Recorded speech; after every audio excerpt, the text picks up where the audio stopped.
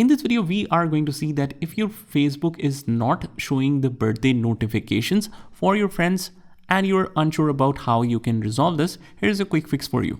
First of all, just head over to the right hand corner on the top on the profile icon, click on that and click on settings and privacy and click on settings.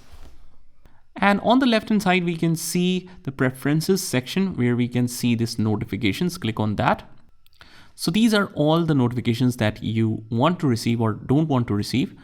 And if we scroll down a little bit, there are all the options about birthdays. Click on that and you can toggle on or toggle off the options if you want to allow or disallow the notifications to be seen for your friends on birthdays on Facebook.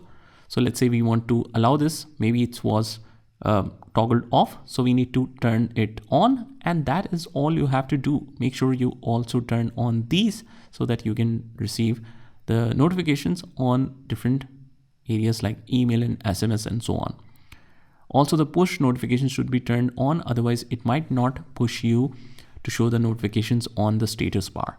And that's how you do it. I hope you found this video helpful, and if you did, hit the like button and subscribe to our channel, and I will see you in the next one.